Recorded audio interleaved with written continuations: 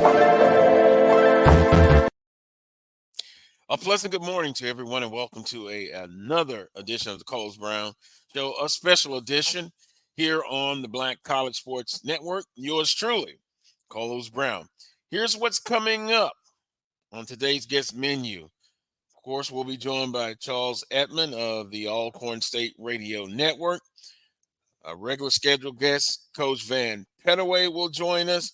Also, Willa Brown will join us a little bit later on in the show. We'll also be joined live report from Atlanta. What's in Atlanta? The 2023 Cricket Wireless Celebration Bowl. My colleagues from the Black College Sports Network, they will join us very shortly for a report from the 2023 Cricket Wireless Celebration Bowl. Here's what's trending. On the Carlos Brown Show. Southern University, they have a new football coach. Southern University has hired Coach Terrance Graves as their head football coach. Of course, FAMU and Howard in the 2023 Cricket Wireless Celebration Bowl coming up at 11 a.m. Central Standard Time. Thus, why the Carlos Brown Show is going 2 hours earlier than our regular scheduled time. So we won't contradict with the Celebration Bowl, which will be on ABC Sports Network live at 11 a.m. Central Standard Time. Also, Grambling State University, Texas Southern, still looking to hire a football coach. And last but not least, I just simply put it this way, Coach Fred McNair, will he stay or will he go? The West is absolutely unpredictable when playing football. And now with the coaches, we're going to have some new coaches. That's what's trending on the Carlos Brown Show. We'll bring in Charles Edmonds, find out where he's at, of the Alcorn State Radio Network. Charles, good morning to you on such a earlier time. Good morning, Carlos. I am here in Monroe, Louisiana. Our Lady Braves basketball team's playing La Tech at 2 o'clock today. So as soon as the show's over with, I'm heading up 20 west, 26 miles to Ruston in the Thomas Assembly Center. But a lot going on as far as SWAC football is concerned. It's head spinning. It makes your head hurt, gives you a headache with everything that's going on, all the moving pieces. But I'm glad Southern University hired, they got their hire, and I think they got it right. We'll talk about that. But my alma mater, man, it's a lot going on over at Grambling. And, of course, don't know what's going to happen at our place with Coach McNair and Alcorn. So, this is a big recruiting weekend. Early signing periods coming up. We got probably 30 to 40 kids on our campus right now. That's where we are, and hopefully we can answer a few questions here about that here in the next few days.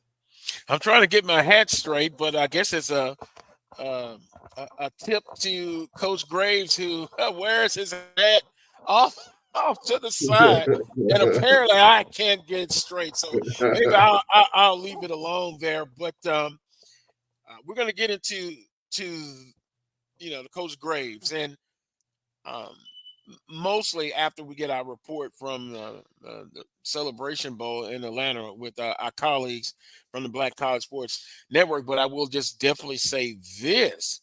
I've always championed assistant coaches getting an opportunity to become a head football coach.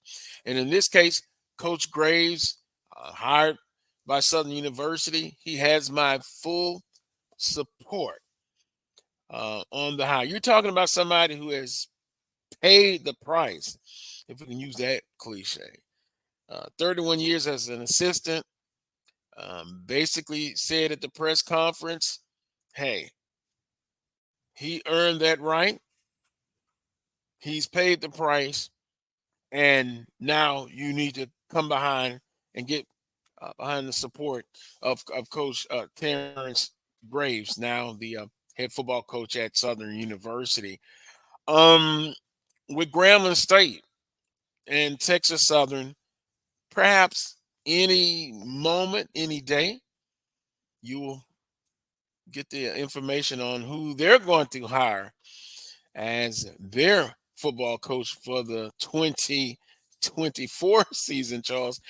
But it's never a dull moment. I guess you can say that with these coaching hires, and we'll just have to see. And then, of course, the case with Coach Fred McNair and what he's trying to. Where will he land? Where will he be? It's never a dull moment. Yeah. It's never a dull moment. Right now, well, as of last night, he was meeting with our potential recruits in Vicksburg as of last night. Like I said, it's a big weekend, and today's a big day on campus, so he's there. But no word as of yet. Yesterday was kind of quiet. Starting Tuesday, Wednesday, Thursday, it was stuff all over the place.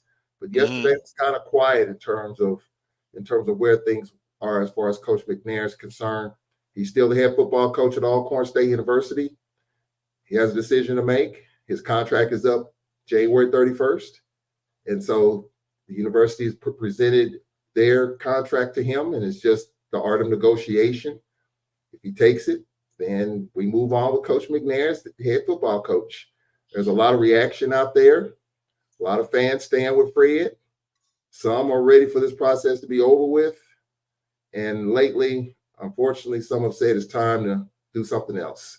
And so there's a range of emotions when you talk to people, especially the last few days about this.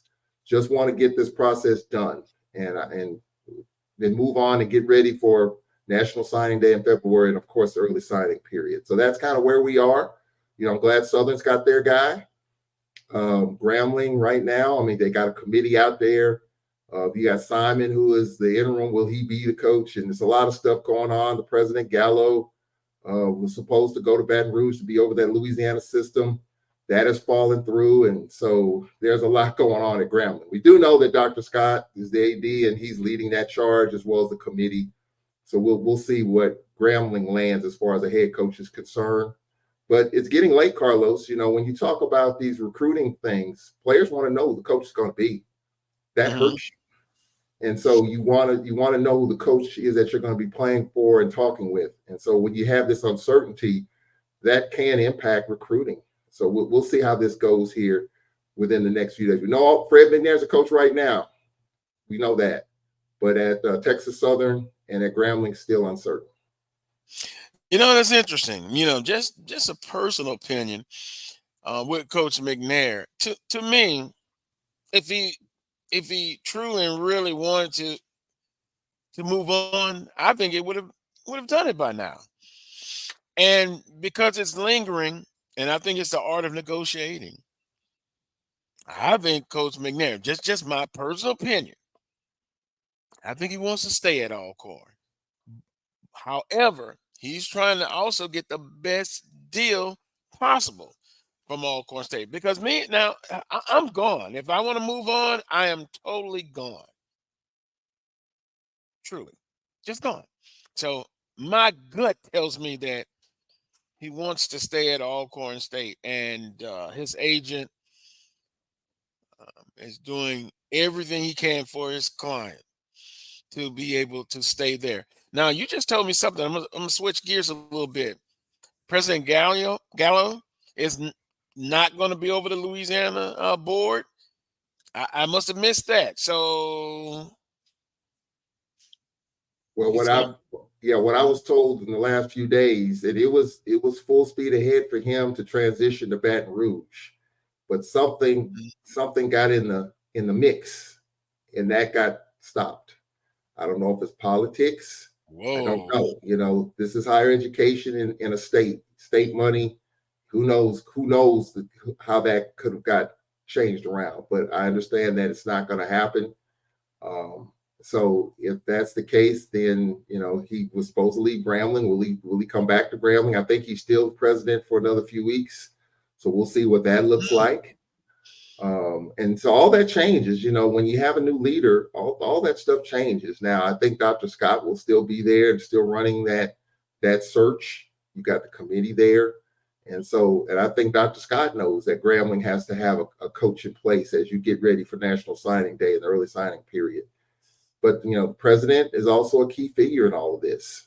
And so we'll see how that goes. But that's what I was told. And just going back in terms of, and we can have this discussion. We talk about coaches being let go. I was told by various good sources, and it's water on the bridge now. But the Bayou Classic changed the fortune of two coaches. It changed the fortune of Terrance Graves, elevating him, but it also changed the fortunes of Hugh Jackson. And I said it on this show, and I talked to various people the last few days. I said, if Hugh Jackson had won that game, would he still be the coach? And everyone that I talked to, that some of them are very close to the situation, said he probably would have got another year out of the deal. I don't think he would have been let go. And I know we could agree to disagree, and I kind of felt that, but I just asked people who kind of are close to it. A game like that does excite the fan base or tick off the fan base. And even though it doesn't, it's just one game as compared to the overall product. But I think clearly that win over, Grambling helped Southern's situation, but it also hurt Grambling's situation in terms of making the decision easier to move on from Hugh Jackson. So we can agree to disagree. It's a personal thing, but I've talked to people who are close to it, a lot closer than me, that feel like that Bayou Classic was a tipping point as far as Grambling is concerned. But that's water under the bridge. It's over with. Coach Graves got the deal. I'm happy for him. I don't know him, but he's the only coach to win from both sidelines. Seemed like a good dude. As an interim coach, yeah.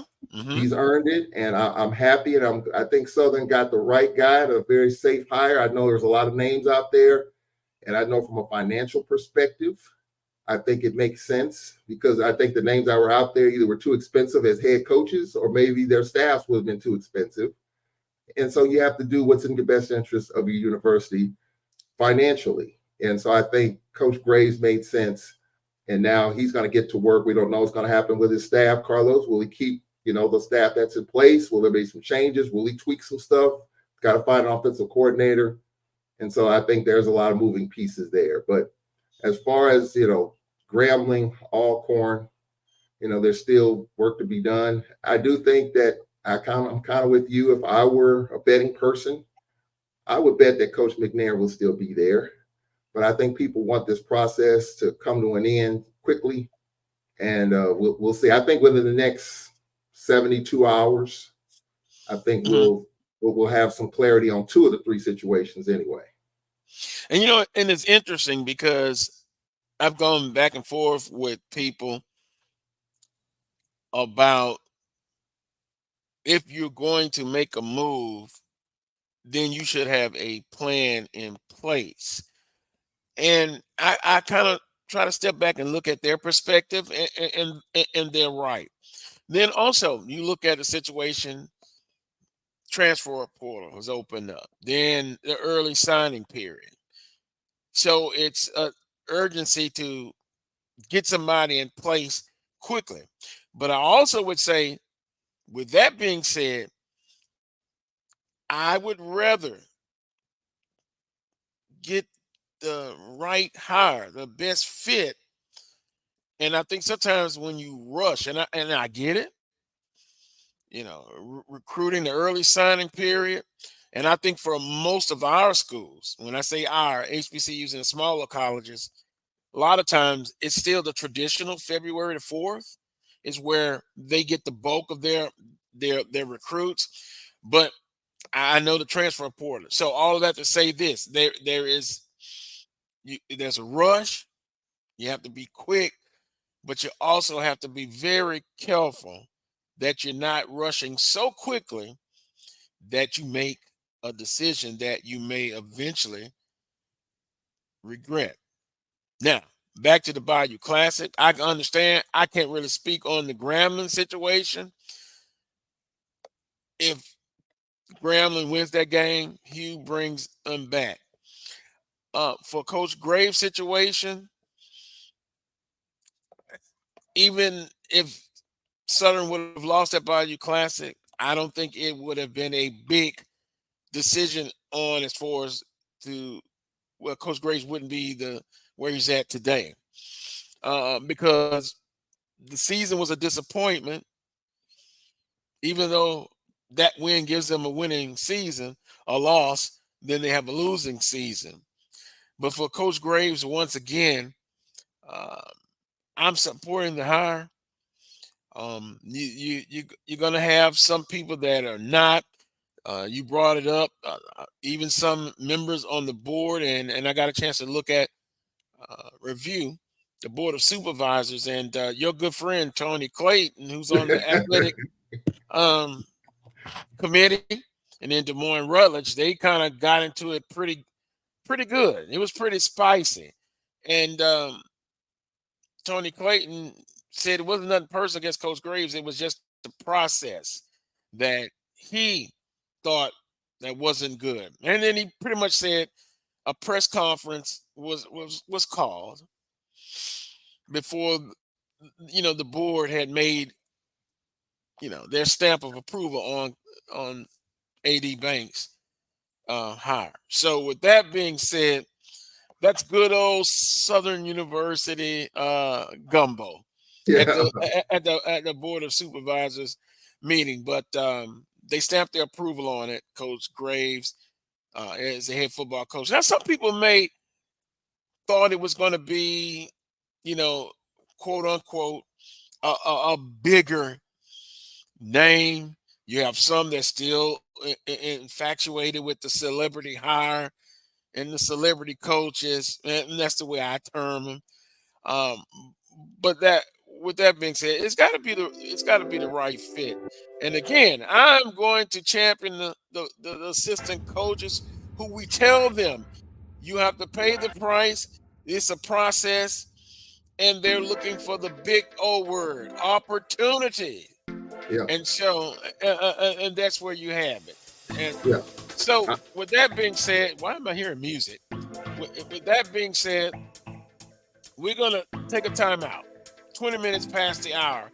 When we come back, we'll look and see if we'll be joined by our colleagues at the Black College Sports Network live from the 2023 Cricket Wireless Celebration Bowl. And then, of course, we'll get in a little bit more of Coach Graves, all the potential hires. Charles will also do this. When Coach Pettaway comes, I want to get into some NBA, of course, some big wins outside the conference, and also the Draymond Green situation. Oh, unbelievable. We'll break. You're watching the Carlos Brown Show right here on the Black College Sports Network. It's never too early to plant the seed, to share the tradition, and instill a sense of pride in your HBCU with your little ones. HBCU Pride and Joy Children's Boutique helps you share your school spirit with a wide selection of adorable kids apparel and accessories officially licensed from your favorite HBCU. Visit hbcupridejoy.com and follow us on all social media at HBCU Pride Joy on Facebook and Twitter. This is Ryan Fulford. AD Drew and I are co-hosts of the BCSN Sports Wrap. We talk about all things related to HBCU athletics. From the games, teams, coaches, and fan interest stories, we cover it all. You can find our shows on Facebook at BCSN Sports Wrap, YouTube at MyJBN Online, and everywhere you listen to podcasts like Anchor, Spotify, Google, and Apple Podcasts. You can also find the show on the Jericho Broadcast Network's app. Make sure to download. We look forward to you joining the conversation and being a part of the show. I'm returning to Clinton Parish, and Tampa's my community. I grew up here, went to school here, and my wife and I make our home here. What makes Tampa special are its people. So when I represent someone injured in my community, it's personal. Call my office and speak to a real lawyer and not some referral service. I will fight the insurance companies to get the settlement that you deserve. At the law office of Clinton Parish, we take the pain out of being heard. Since 2002, Empowerment Resources, Inc., a nonprofit organization, has empowered more than 1,500 youth and adults in Duval and surrounding counties. Through its programs, Journey into Womanhood, Girls Mentoring, Life Skills for Teens, and Parenting Education Coaching. To get involved with programs, volunteer, or donate, visit www.empowermentresourcesinc.org. Follow us on social media, facebook.com/empowerment.resources and instagram.com/empowermentJAX. Let's face it, shopping for insurance can be time-consuming. That's why when it comes to your auto, home, and life insurance needs, make things simple and trust the experts at Allstate. They will help you get the coverage that fits your needs while helping you bundle your life, home, and auto policies.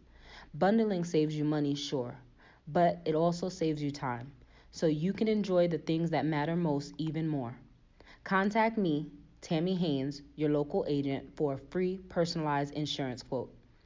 Allstate, are you in good hands? From novice to aficionado, find yourself here. High quality cigars plus personal customer service. Slow Burn is Waco's only mobile cigar lounge, featuring a meticulous, curated collection of premium cigars. Visit our website, www.slowburnwaco.com. That's www.slowburnwaco.com.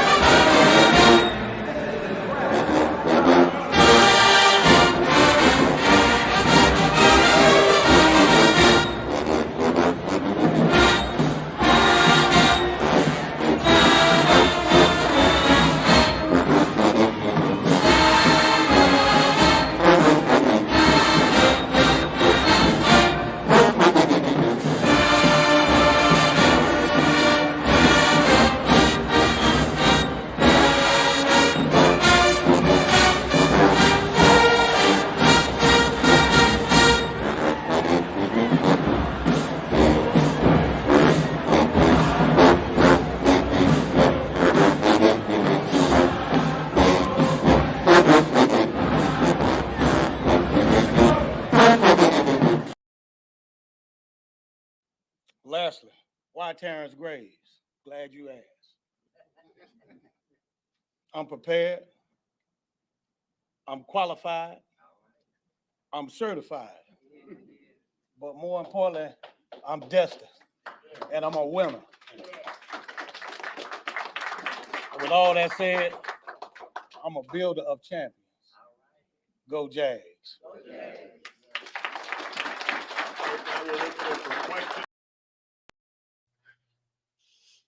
You know, I'm happy. I'm happy. I'm happy for Coach Graves. Quick to the point. Been knowing him for over 30 years. Passionate. I think he gets it done, but he deserves the opportunity. Now, you talked about the staff. That's a good question. I have put in a request to, and I've had Coach Graves on the show before as an assistant. That's a good question. Who will stay? Will he add some different pieces? Who will be the offensive coordinator? There's another question. Coach Totten, he continues to stay on the staff. Does he still have the title of quarterback coach? Does he go to offensive coordinator, defensive coordinator? Coach Graves was a special teams coach, and he has experience coaching the linebacker. So, a lot of projections, speculations. I'll go to the source and wait till that decision has been made. You, like Coach DeMarcus Miller, who was on this show, defensive line coach. I'm pretty much believing I know he's going to be a continued member of the staff. So, but you have to be excited, and it doesn't matter who got the job. I said last week, I'm supporting anybody except I put an asterisk by it. And I always try to be consistent. Charles, you remember what the asterisk was? Unless it was somebody like a celebrity hire. Some people's like, man, Carlos, you're just on the celebrity hire. Well, let's look at it. We we've seen in one case where that has worked.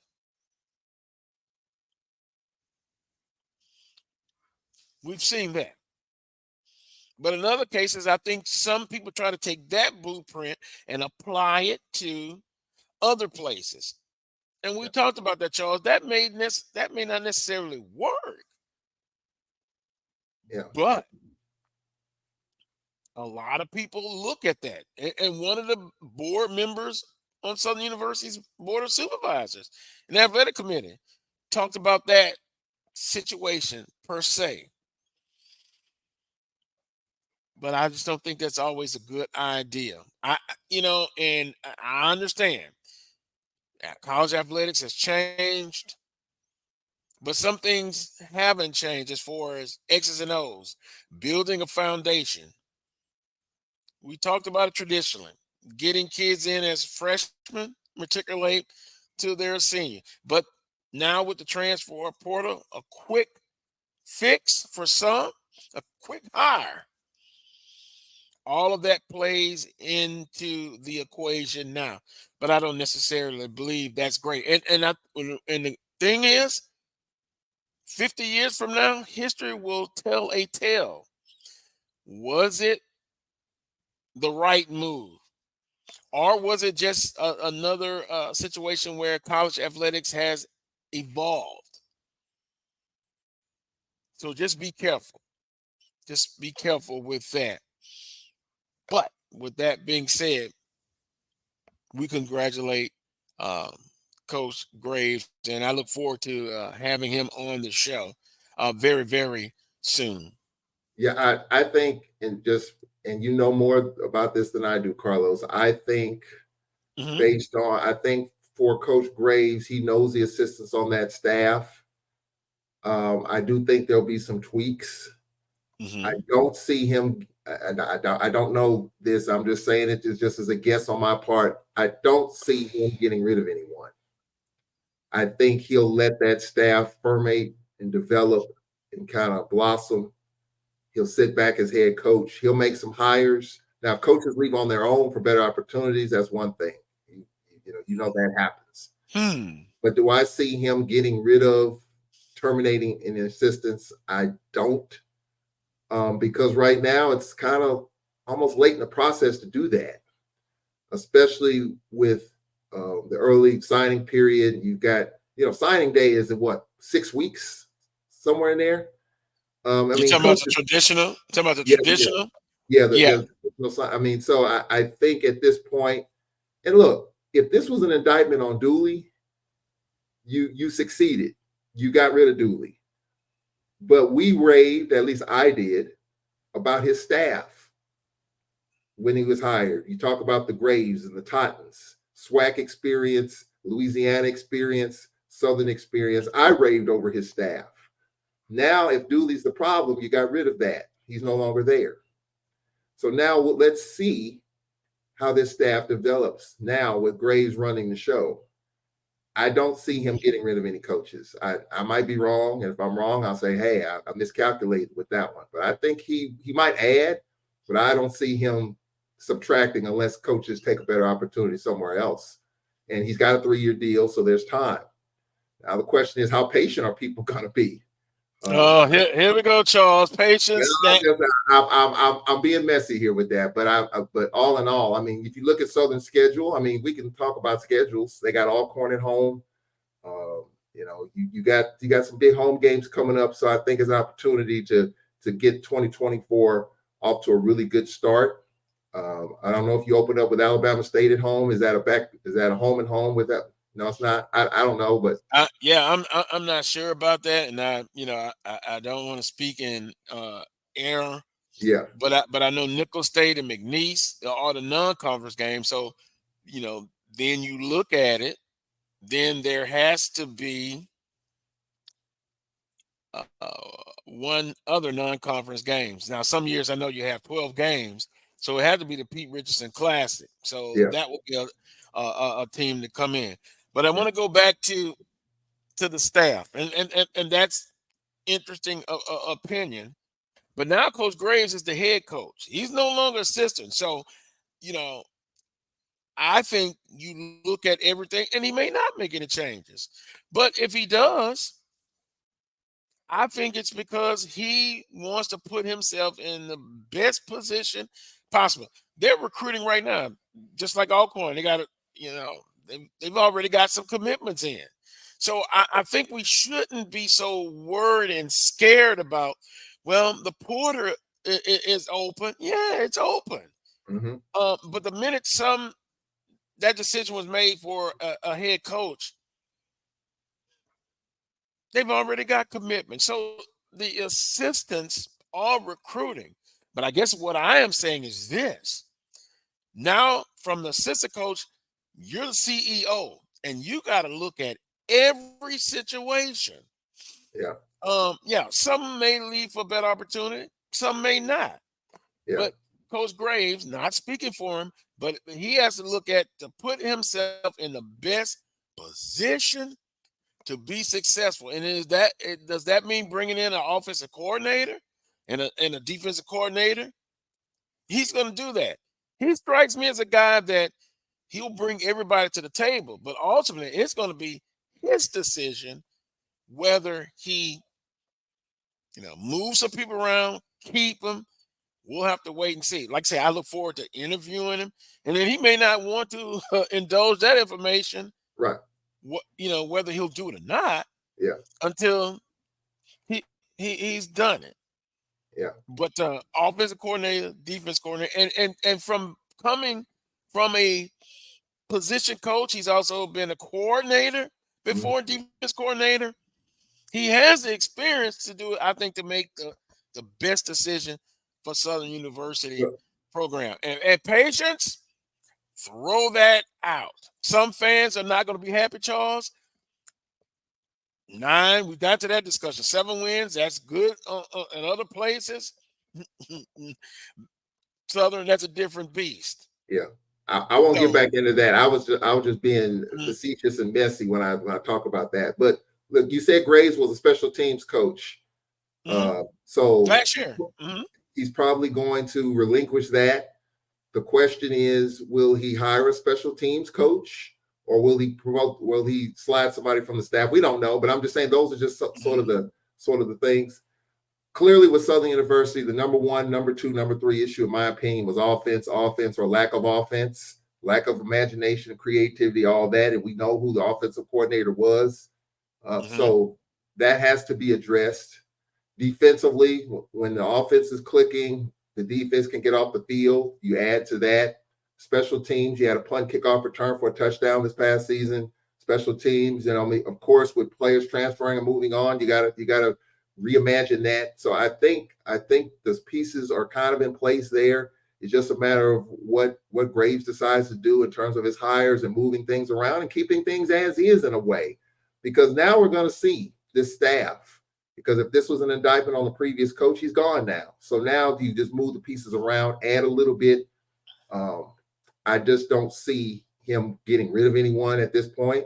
I think he'll probably add to it and move other, positions around and shuffle other responsibilities, which he knows how to do. I think he's been in this game over 30 years. He understands what that looks like. And so I think Graves has all the markings of a good thing to work with. He's not starting over.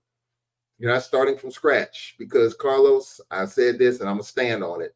If Southern hired a coach that's outside the box, you're starting over. Everyone on that staff would be gone. Whatever the names that were out there, they probably wouldn't be there, if it turned out that way. But with Graves getting hired, I think he'll keep things intact, at least for right now, maybe move some things around. Overall, I think it was a very good move. I think it's a very smart, safe move by Southern University. And like Graves said, he's certified. So I like that. He's got a sense of humor. So that's always a good thing. Yeah. Austin Clark. He had a comment. And he basically said, you have to be patient with Coach Graves, and wealth of experience and knowledge. I definitely agree with that. And I think the majority of Southern alums, fans, they're going to be in support of the move. Now, how patient are they going to be, though, Carlos? How patient are they going to be? How patient is other fan base is going to be? Let's look at Alcorn. You got some fans, the success Coach McNair's had. You want to move on. So I throw back the same question. How patient? None. Will all Alcorn fans. And again, that's the backdrop of college athletics. When we add all of the things in the piece, the traditional way 4 or 5 years, it's gone. It's gone, Charles. Now, somebody could tell me, maybe Dr. Cavill, somebody else could tell me, will it ever come back? The ever changing the college athletics. Thank you. 2 minutes before a break. And we will hear from our colleagues at the Black College Sports Network live from the Cricket Celebration Bowl in Atlanta, Georgia. But I will say this, Carlos. I think money determines patience too. Money determines patience in a way, because you're already on the hook for the head coach. And in 2 years, if this thing doesn't fly, I hope it does. But if it doesn't, then you're on the hook for another coach. And so I think money determines coaches in terms of time frames and timelines and patience from the administrative side. We know that there are coaches that could have been let go a couple of years prior to when they were. The contracts ran out, but they could have pulled the plug 2 years ago, couldn't afford to do that because they're on the hook. So I think patience and I think money dictates patience in terms of these coaches' contracts, because some you just can't afford to buy them out. You just got to let it roll. So I think that's where we are right now in some of these situations. Texas Southern's going to have a new coach with a fresh contract. Don't know who that's going to be, but 3-year deal. Right now the theme is in 2 years, if you're not trending in the right direction, the plug's going to be pulled. But if you got a 3-year deal, you're on the hook for that other year. Wait a minute, Charles. I want to push back again. And I know it's because Coach Dooley, Coach Jackson, right? 2 years. I don't think that's the normality. I think that happened. Now, I can't speak for Coach Jackson. 2 years, yes. That's factual. But in Coach Dooley's case, I think there was something internal going on. I can't speak on Grambling State. Now, you said, and the people that you talked to, if he'd won the Bayou Classic, then he would have gotten another year. So 3 years. So I just want to be careful. I don't think we can just say it's 2 years and then you'll get rid of the coach. I just think in those two cases, and I could be wrong. What other cases were in 2 years? I go back to Coach Mitchell. Can't remember. I'm getting older now. Was that 2 years or 3 years? But I don't think that's the norm. And God bless Wheeler, Coach Pettaway. I know everyone's saying, well, you come to Southern, you if you're not doing well in 2 years, you're gone. But what if you do well? Then you don't. So I just want to say we just gotta be careful about putting that out there in 2 years. Now, I'm comfortable in saying, as I stated earlier, the traditional 4 or 5 years, I think that's gone. But in some cases, like Texas Southern, Coach McKinney got his full allotment of time. Did he have a winning record? No. Now, if that was at another institution, let's say Southern, he wouldn't have got 5 years. Yeah. He wouldn't have. Alcorn, I can't speak on that. No. So it's just a landscape of how it is right now. Let's do this. We got to take a break. When we come back, we'll be visited with our colleagues from the Black College Sports Network. Give us a report. FAMU and Howard, the 2023 Cricket Celebration Bowl. We'll talk about it. You're watching the Carlos Brown Show right here on the Black College Sports Network. Supermarket sushi, really? No. Wait, Troy, you work here? I'm never not working. Like Head & Shoulders Scalp Shield technology, up to 100% dandruff protection, even between washes. Never not working, huh? Oh, Troy, you're such a good teacher. Yeah, I know. Never not working. Never not working. never ever not working. Are you serious? Never not working. Dandruff protection that's never not working. Head and Shoulders Scalp Shield technology. The human voice has always connected audiences with experiences. Major brands all across America have trusted Kever's voice time and time again. Conversational, powerhouse, intelligent, and sincere.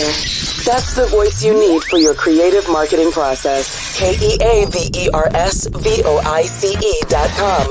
Kever's Voice, Kever's Voice, KeversVoice.com. Always on, all the time.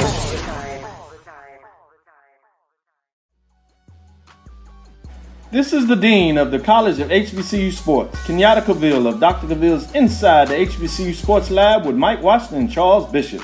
Come mix it up in the lab where the course lecture is in session every Tuesday from 6 o'clock p.m. Central Standard Time on Facebook Live, YouTube Spreaker, or the BCSN app, as we discuss all things about the HBCU sports culture, including exploring the week that was in the sporting HBCU diaspora, as well as the upcoming week of HBCU sports.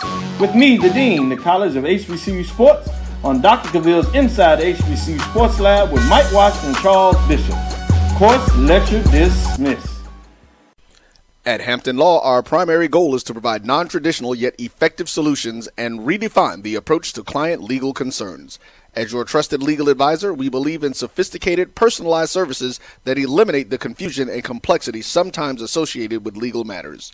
Our high standard for client care and concern, coupled with our extensive legal knowledge and skills, make Hampton Law a resource focused on the protection of the client's interest and overall goals. We value our clients and truly enjoy working with them. Visit thamptonlaw.com to conveniently schedule an appointment online. Tamika Hampton Esquire, 1631 Rock Springs Road, Suite 336, Apopka, Florida, 407-494-1471. thamptonlaw.com.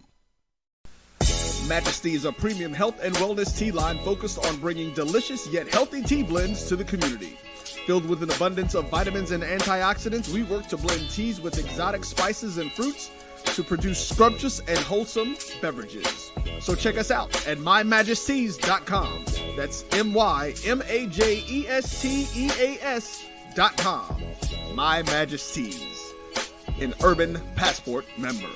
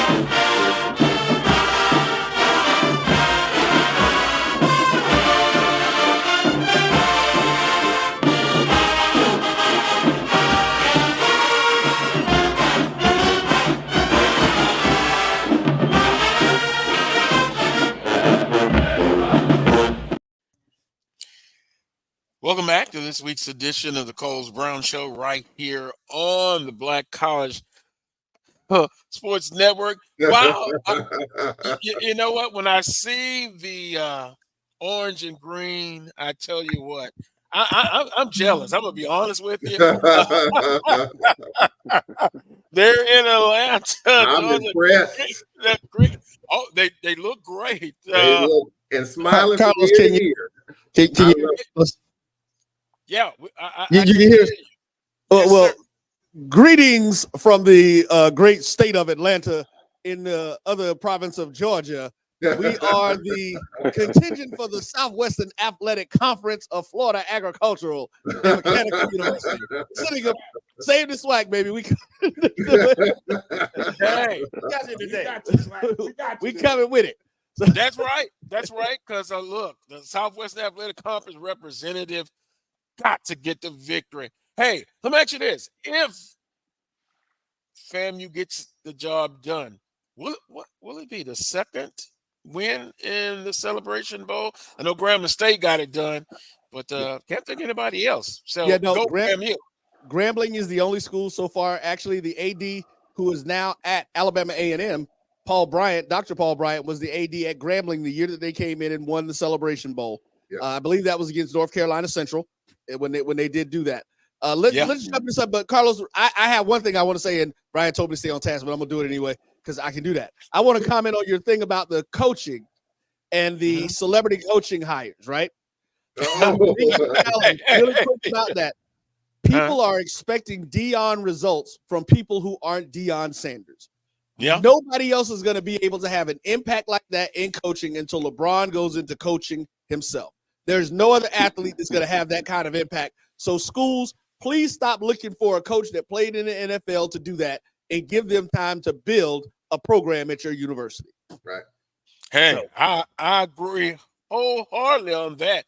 Sometimes I think I'm preaching to the choir. I'm glad I have somebody that kind of feels the way that I do about that. Just my opinion. Now, wait a minute. That's Brian Fulver next to you. Yes, it is.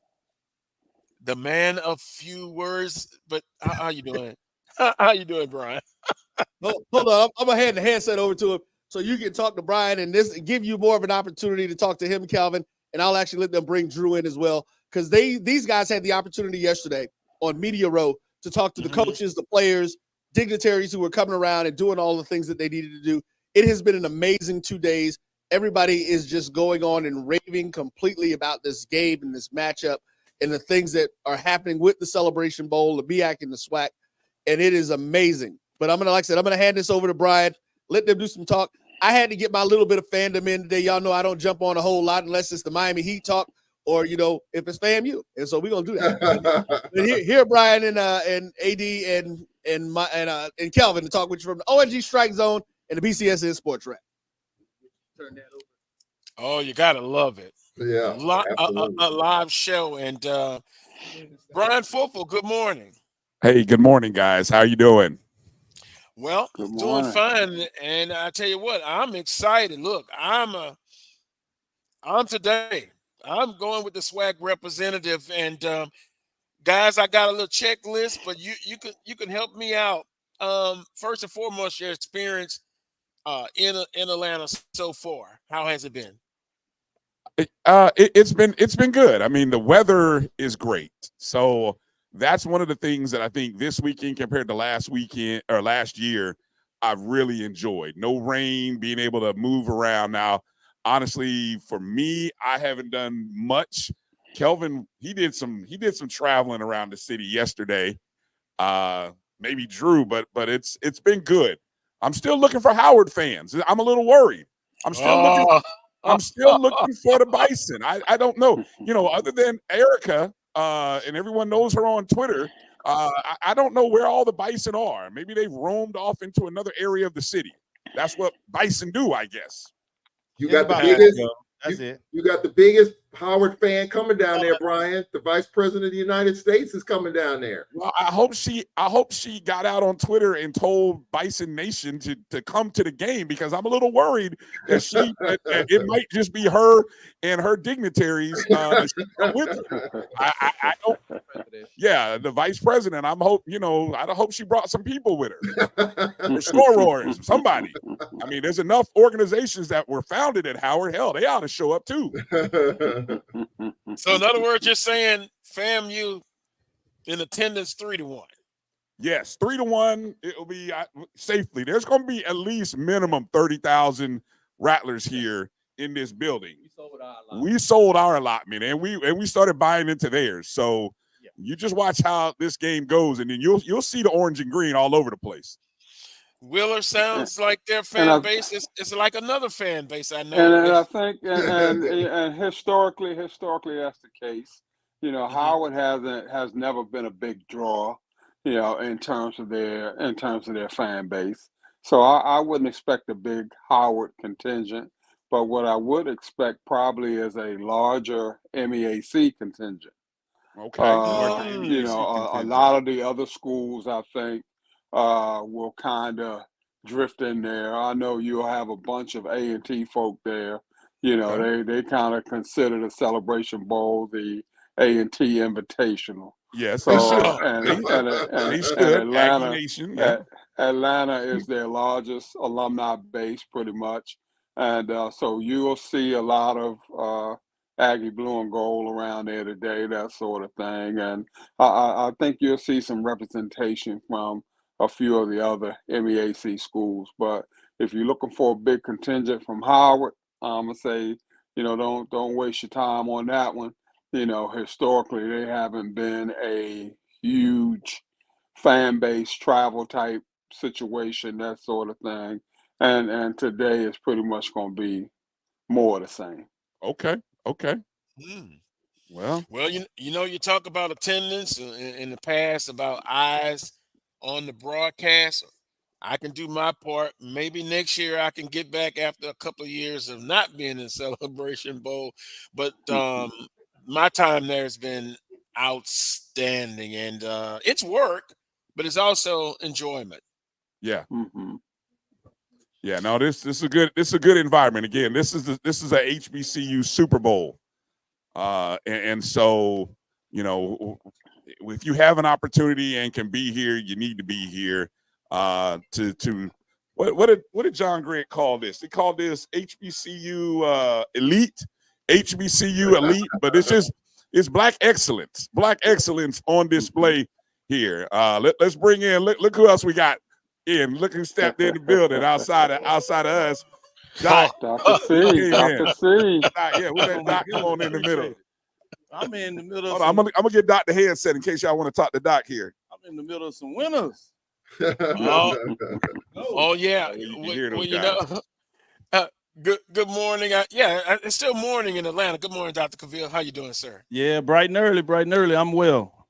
Yeah. Well, you know, I'm kind of sad, but I'm happy that you guys are there. I'm kind of sad I'm not there, but hey, We're sad you're not here, but we Yes. understand you got to run the camp at home sometimes. We're going to put it up for you today. Yes, sir. I talked to the guys about, and appreciate that. Talked to the guys about just all of the fanfare, the events now leading up to the football game this afternoon or this morning. Your kind of thoughts on all of this? You're no stranger to being there for this celebration. How has it been for you so far? As I'm blessed with the added years of life, what I kind of find out is it's more harder to do the 4.5 hour average of sleep than it used to be. But working with gentlemen like here and the fun they bring in here, because FAMU deep, it's been outstanding. All the love and recognition that we got from being BCSN, Dr. Cavill, inside the HBCU Sports Show, Carlos Brown, ONG Strike Zone, all the love that we're getting makes it all worthwhile. I mean, we've done everything, multiple shows. We went to multiple events, and if we couldn't be there, one of these team members was there. So we've been represented all over Atlanta in all types of ways, you know, spreading the HBCU love from a sporting context. So it's been huge for us. I love it. I wouldn't trade it for anything. Yeah, it's again, just my experience from being there. You're right, and you know, getting a chance to see your colleagues that you hadn't seen maybe until the previous year. It's a lot of love, and you can feel it. And so I appreciate y'all coming on the show, kind of giving us an update. Now, with that being said, the X's and O's a little bit into the game. From my understanding, in my opinion, FAMU is probably heavily favored. However, is there a chance Howard University can pull off the shocker, if I say it that way? It's a football game, so there's always a chance. I think a lot of things have to go right for Howard, which means a lot of things have to go wrong for FAMU, which I don't see in terms of this FAMU team, in terms of just closing it down. So it's been fascinating in terms of that. I think the biggest thing that you want to match up is FAMU's defensive front seven and what they're able to do against the offensive side of the ball, their offensive seven, including the running game. Can they stop that? That's where we are. That's the difference in terms of this matchup to me. And FAMU's been consistent in regards to doing that. And so I believe at the end of the day, FAMU is going to find a way to get it done in terms of putting out more points. I think it'll be close for 2-3 quarters, which we've seen from FAMU all year long. And then before you know it, you're going to look up and it's double digits and you're trying to figure out how did FAMU Rattlers end up beating a team by, 10, 12 points, 14 points at the end of the game when it was just a 2-3-point game, 1-point game in the second and third quarter. Excellent. I kind of have like a little checklist I have here, and it's something I do. And you can pass the mic over to Kelvin. I don't know if he can hear me, Yeah. but offense, defense, Hold special on. teams. You want to get kept on here to answer this? So we can hear the question, or you want me to just tell him? Either way, I have a checklist: offense, defense, special teams, and intangibles, and then I put a checklist on who's the best from an offensive standpoint. I'm sorry. Let me jump in. I don't know. I can't hear right now. Hold on, Brian. Before you go, we have to let Brian get out of here and get to work. And Carlos, we know one of the things that we wanted to do. We want to get his prediction before you get out of here because we've only got about 5 or 6 more minutes. Okay. So before he answers your question, let Brian give your prediction before you get out of here. 31-14 final score. Get that money in now. Bet the house. Bet the rent check. Bet the car note. Whatever you got to do. FAMU -6, -6.5, -7. Whatever you can get. Better hurry up. Run to the store before it gets too high. FAMU 31, Howard 14. I'm out. Wow. I thank you, Brian. I thought Brian was going to say bet the mortgage and the kids on that one. Kelvin, FAMU and Howard, of course, offense. Who do you give the checklist to on offense, FAMU or Howard? Very interesting. For me, this is the easiest of the decisions, right? FAMU has had the number one defense for over, this entire season. We have a body of work. We played a lot of different type of offenses. In terms of HBCU specific and SWAC specific, the most we gave up, I think, was 19 against Southern on the road. So a team that is built to run the ball, I don't think can have constant success against this FAMU defense. They're going to have to hit some plays in the passing game in order to have an opportunity to stay in the game. That's really the question for me. What kind of star does Howard offense get off to, right? The two things I would be concerned about is their special teams and then their ability to be able to make pass plays. If they don't do that in the first half, then this game could be over quickly. Carlos, I'm sorry to jump in, man. We have to get ready to get out of here. We are being graced. We have been given grace and mercy to be in this space. And we got to get out of here. So what we're going to do now is go ahead and get these other guys, get their predictions. We're going to give you our predictions. Then we're going to say thank you, let you guys finish up what you're doing. But we're going to get ready to do the things that we have to do here today. So, Calvin, let's go ahead and get to you. All right. So my prediction is a close game at halftime. FAMU probably up 10. I'm going to say 10. Howard might, throw some wrinkles early. But ultimately, I think FAMU's going to win by double digits. I go with a score of 38-17. I have 34-23 FAMU. And as far as I'm concerned, I could care less as long as FAMU got more than the other team across the way. So that's all we're going to do. But, hey, guys, thank you one more time for letting us break in on your show, Carlos. We are here. Shout out to Michelle Jinks, my rattler, but she's professional. And she's doing her thing. She runs the media and credential space for this. Does an amazing job. So y'all give it. Go ahead, Kevin. We got you, SWAC. We got you. Yeah, we got you. We're gonna hold you down. We bringing it back. We bring it back. But thank you guys. We'll talk to you guys later, Carlos. All right, appreciate it. Thank you. That was a report from Atlanta, the 2023 Cricket Wireless Celebration Bowl.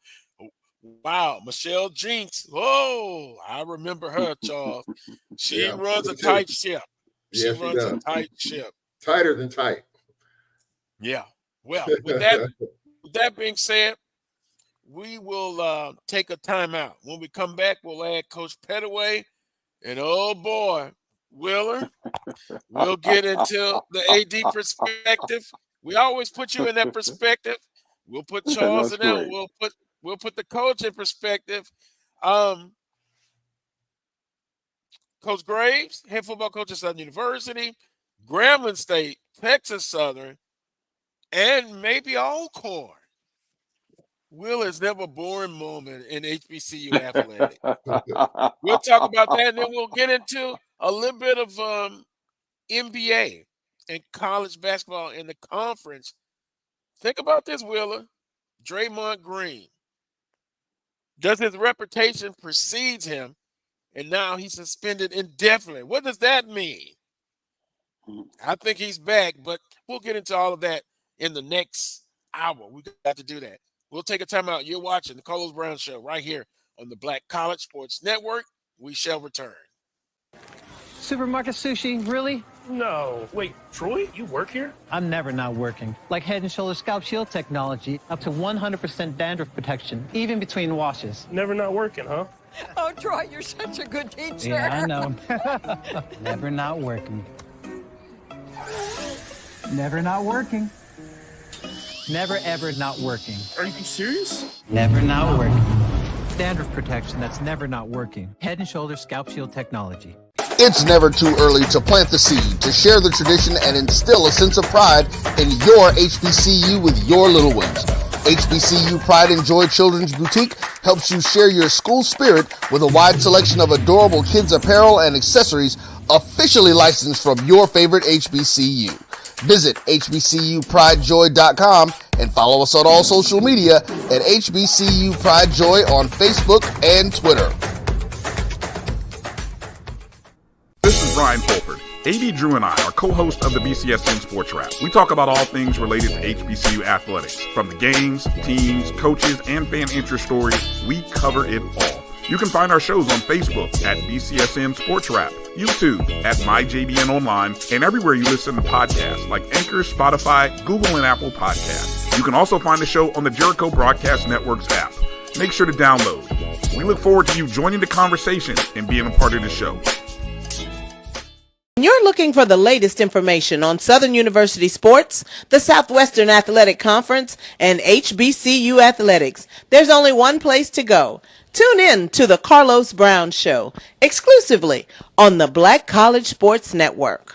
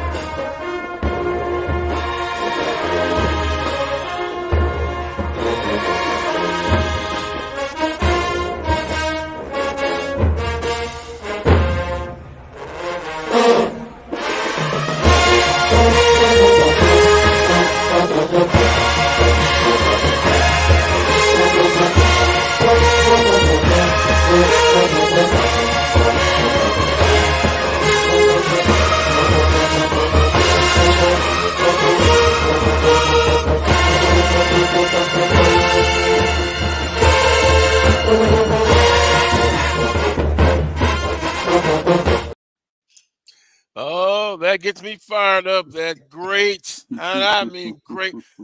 I will say this. You have to love the experience of an HBCU football game, the pageantry. Oh my goodness. Gotta love it. Welcome back to the Carlos Brown Show.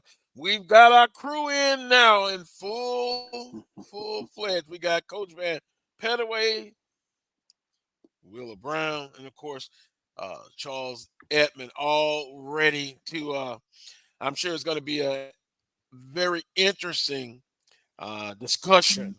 Let's go with it. What's trending? Of course, Southern University hires Coach Terrance Graves as the head football coach. And by the way, Charles, Coach Pettaway and Wheeler, during the break, he texted me and said, hey, he could come on next Saturday.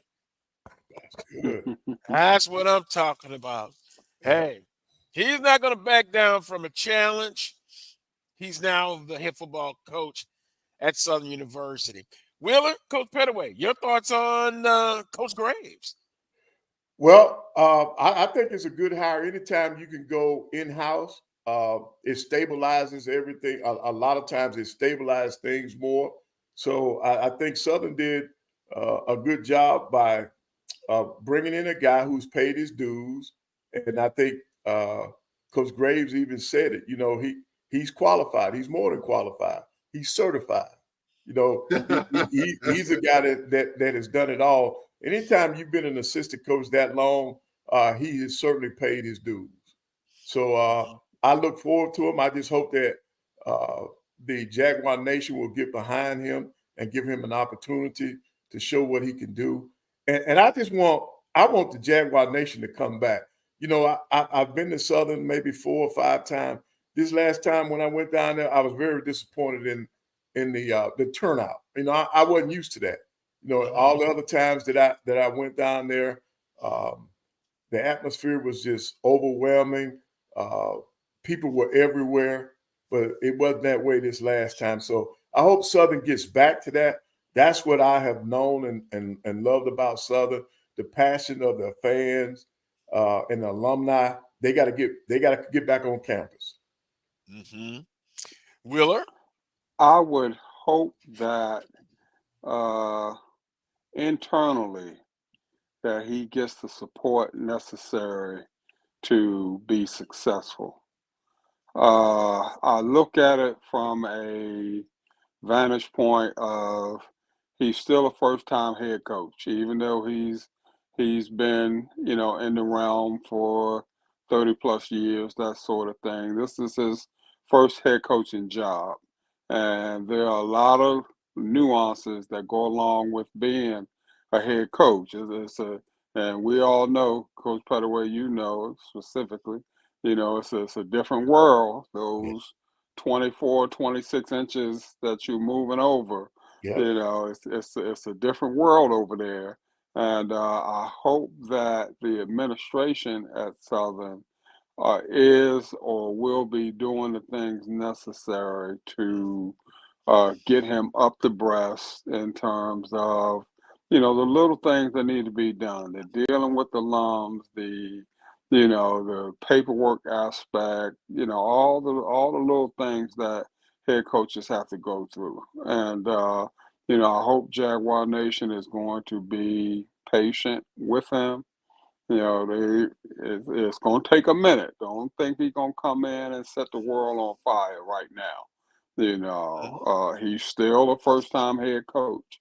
You know, he's got to learn now the guys that are under him in a different light. He knows them, but he don't know them from the perspective that he's coming at them right now. He's the head man now. You know, it's a whole different level of responsibility that takes place. It's a whole different level of accountability, you know, and quite frankly, Carlos, he's going to need somebody to hold his hand through that process, you know. So, you know, hopefully, I know, you know, just from looking at him and listening to him, you know, he got his big boy drawers on, that sort of thing, and he's ready to go and, you know, tackle this subject. But at the same time, you know, they have to make sure he's got the help necessary so that he's going to be able to be successful in every way, shape, form, or fashion. You know, he's got to take a long look at that staff, you know. I mean, as Charles was saying, maybe it's an indictment on Dooley. but Dooley wasn't the only one, on that sideline. Dooley wasn't the only coach, calling this, that, and the other, making decisions, things of that nature. So Coach Graves is going to have to go through that staff with a fine-tooth comb, and he's going to have to look and see what's going to be compatible for him in terms of moving forward, make the changes necessary that he needs to make, and, let's go on and try to keep it moving from there. And as you stated, it's recruiting period, yeah, but historically, we're always getting our kids on the late side in terms of, the tail end of the process, which we wait and see which big guys fall, which guys the larger schools kind of pass on, that sort of thing. And we try to come in and scoop in. And, so I never put a whole lot of stock on an early signing period, simply because, that's not where you're going to get the meat of your fruit from. And so, but like I said, my thing is, wishing Coach Graves the best. I would still have some questions about the process, and I still believe that that 2-year thing maybe kind of hurt Southern in the short term, in terms of not being able to fully get a candidate that may have been a little bit more attractive. I think that, an attractive candidate, I heard Coach Banks talking about guys wanted FBS money and Power 5 money and all that sort of thing. There's a reason why people were looking, for those kind of dollars. And I think the 2-year thing with Dooley may have hurt in terms of the candidate pool a little bit. But at the same time, it opened up a door for a guy like Coach Graves to come in, and now he gets an opportunity to show what he can do, and hopefully he can rise to the occasion. Well, I'm kind of glad it worked out the way, because I'm not a fan. I try to be consistent. I'm not a fan of those quote unquote big name hires, and what do I call it, y'all? Celebrity coaches. And there were a couple of, there was one candidate that was identified, but basically I don't think you can afford it. And I want to add this, Carlos, while it's on my mind. I want to add this while it's on my mind. Coach McNair, okay, as you look over the coaches in the SWAC, okay, Coach McNair is in the upper third of the coaches in the SWAC. I don't think it's any doubt about that at all. I don't think it's any doubt about that. He's in the upper third. Now, I would think that whomever is representing him wants him paid like he's in the upper third of the coaches in the SWAC. And for him to accept anything less, I think, is devaluing himself. So while I think he's probably given Alcorn the hometown discount for quite a few years now, he's probably feeling like, all these other guys are getting paid, now's my time to kind of get paid too, so, I wouldn't blame him taking a long look at that Texas Southern contract and seeing whether or not that's going to be a good fit for him. But and those people that want him to move on, like I said before, it's gonna come a point in time when 7-4 looks awfully good. 8-3 ain't as bad. Ain't as bad as you thought it was. 8-3 in a division title and a Celebration Bowl title. 8-3, 7-4 looks pretty doggone good. Right. You know what, Will? Now you're trying to start a mess. Now you're gonna get Charles back getting excited about what I said, and maybe my standard is too high. But anyway, someone says, "Are you saying you get the splash higher?" Yes. And Coach Pettaway, I think you said it in a great way. And Wheeler, you have somebody who's paid the price, done the things that society says you do. You pay your dues. And then all of a sudden, somebody comes who doesn't have any affiliation with HBCUs, you know, didn't really consider going to HBCU. Then he skips the line. And then he comes, and that's the opportunity taken away from somebody else. And I think, Wheeler, I think you said it. It's history is going to prove that this was not good. How many people deserve an opportunity to get a shot? So that's why I'm happy with Coach Graves and others. I always try to be consistent. No, I'm not for the splash hire. It's got to be the great fit. But Coach Pettaway, you wanted to say something. Right. I was going to say, I don't think we give Coach McNair enough credit, and he gets his flowers, because when you look at it, I know Wheeler said he's in the top third, but you tell me another coach in the football coach in the SWAC right now who has his resume. Nobody does. I mean, right now for this year, yeah, Florida A&M is the class of the league. But when you look at just overall resume, the last 10 years, there's nobody, or the last 6 or 7 years, there's nobody better than Coach McNair. So he to me, he should be at the top of the list when it comes to SWAC football coaches. I'm not just talking about a one-year splash. Now, granted, Florida A&M, since they've been in the SWAC, they've been in the top 2 or 3 the entire time. But when you're talking about consistency, what Coach McNair has done at Alcorn is unbelievable. And I'm going to be honest now, I'm a little disappointed that they have not already secured him with a long-term contract at Alcorn. If he did not come in as one of the highest paid coaches in the SWAC, he should be the highest paid right now.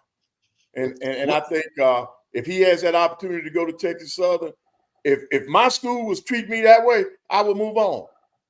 I would. I can understand. I can understand the physical constraints that Alcorn is under. I can understand that. And and I think Coach McNair probably understands that better than anybody. But there comes a point in time where there are other avenues out there in order to get this thing done, and other opportunities for other people to step up to the plate, and I think those people need to be, their feet need to be held to the fire in terms of them bringing what they can to the table in order to make this thing happen. So I'm not going to put all the onus on Alcorn, although that's probably where it will sit. There's no doubt about that, but understanding that, their hands are tied somewhat in terms of this financial thing. But, these donors, these other folk, foundation folk, that sort of thing and stuff, their hands aren't tied, and they need to come to the table in terms of helping this thing out, in terms of helping the university out, and keeping a man that definitely deserves to, stay in that Alcorn purple. Well, let me break it down if I can, because I kind of have an idea of how this is working. There was a contract presented quite some time ago, right after the Jackson State game, because our president, by the way, our interim president, Dr. Tracy Cook, is a former football player who played with Steve McNair and Fred McNair. So as a president and a former football player, I can tell you that there's no one that wants to get this thing done more so than him. He's interim president right now, took over this summer. He wanted to get this thing done. But unfortunately, from a university perspective, and I think it's the case for a lot of our schools, the same pot of money that's used to pay for the football coach and the AD and the assistant coaches is the same pot of money that's used to pay for the faculty and staff. And unfortunately, our enrollment, and I hate to say it, but it's just a brutal reality, over the past few years, our enrollment has been down. And that's where you get your money, based on enrollment. So when you have that, And I know Dr. Cook would love to give Coach McNair and keep him and give him a nice, shiny, pretty contract with a ton of money. Just financially right now, our backs are against the wall. Now, from the private sector side, the foundation side, it can happen. But the process for that to happen is not like you're talking about it. We have a foundation board. They have to, well, first of all, it has to be presented to the foundation board. Secondly, our IHL board has to approve those funds as well. The other part of it is that money in totality, let's say he's offered another $40,000 a year. Let's just throw it out there, $40,000 a year, 3-year deal. That $120,000 has to be there, period. It can't be 40 here, 40 here, 40 here, because if he's let go, you still got to pay him out. So there's some other things in play there from a private sector side, and that can happen. But the question is, there's a process for that. I don't know if that has been presented for that. And I think as our president, he has to be a leader and a fiscal responsible person and look at everything and say, is this what we need right now? As Tracy Cook, the former football player side of it, he wants Coach McNair. The McNair name is great at Alcorn. He wants that. But he's also a leader. He also has to look out for the best interests of the university. And I think from that perspective, there was a contract presented to him. And it's just a matter of whether or not it's acceptable. It's always negotiated. Things can always change.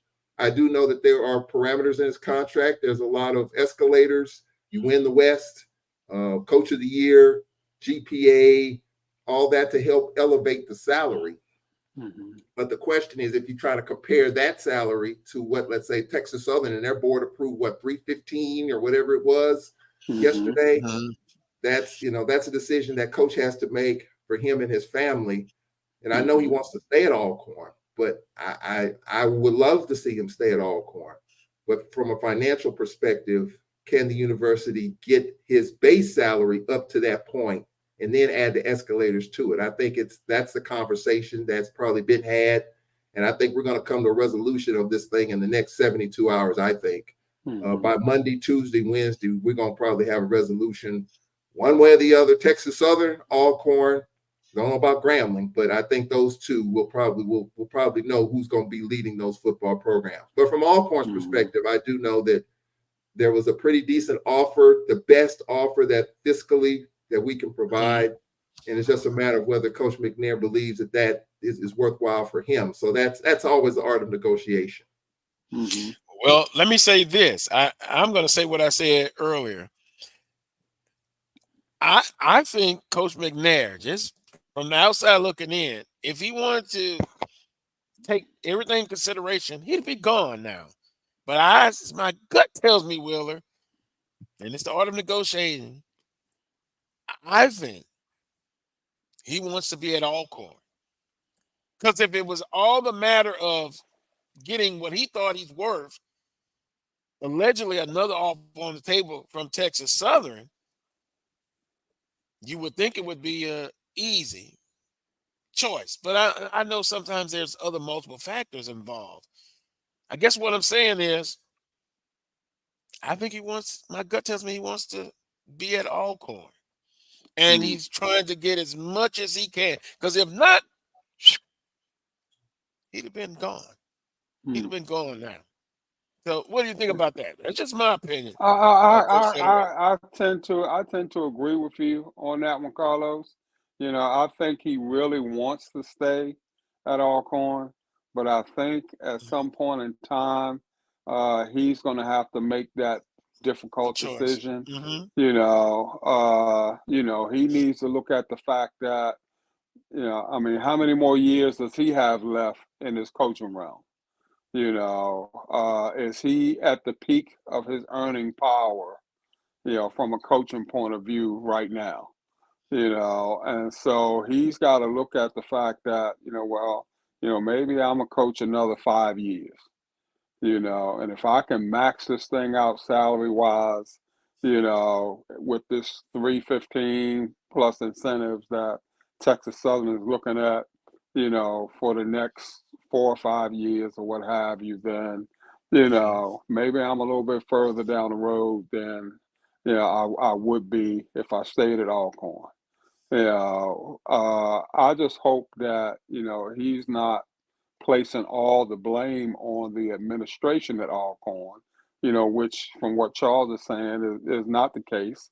I mean, their hands are tied, in terms of their particular limitations, Well, there was and I'm there sure. was there was some issues Hold up, that Coach McNair had to deal with, and I guess from the outside looking in, some of those issues, it seems like it's this way. How can I put it? I think I said I would like, if I put it in the sense of I love an Escalade. I'll just use that for example, but I don't have the means to pay that price. Mm-hmm. And so and I think you brought it up too. Alcorn is kind of limited in what they can pay, but there are some things Mm-hmm. internally that Mm-hmm. happens that it doesn't help the coach in the situation, recruiting budget. But in spite of all that, you still look at the record and what he was able to accomplish in Mm-hmm. spite of not having all the resources. Go ahead, Coach Pettaway. See, Carlos, I'm about to blow a gasket, man. I don't look at it that way.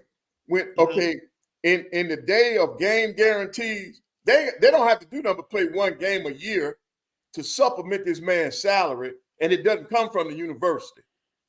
It does not come from the university if they take a game guarantee and use some of that money to supplement he and his staff, whatever his needs are, they can be covered through a game guarantee.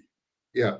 And it does I agree with you. It does not have to come from the university. Yeah. Well, let me answer that question, Coach Pettaway. From my understanding,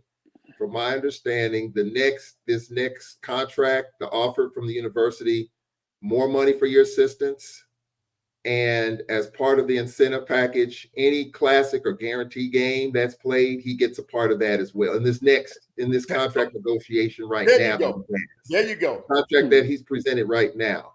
There you go. I am gonna say this, Carlos. I think if you go back to the glory days back in 1819 when we won the SWAC, we had the first two SWAC championship games on our campus, all that revenue.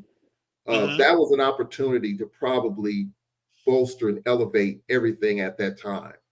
And I think what has happened is that, and that's been another administration ago, the AD, the president are no longer here that were part of that. If he got some of that, we got $1 million probably playing at home, Southern 2 years in a row, and then we had 2 Celebration Bowl appearances back to back. There was a lot of money. Where is that money? Where did it go? Coming through the doors at that time, and where did it go? Where did it go? Well, I mean, I and it's just not unique to Alcorn. Is right? What I'm saying. Correct. Correct. That is absolutely correct. So I think at that time that was an opportunity to really escalate and elevate and put it in a better posture. But it didn't happen.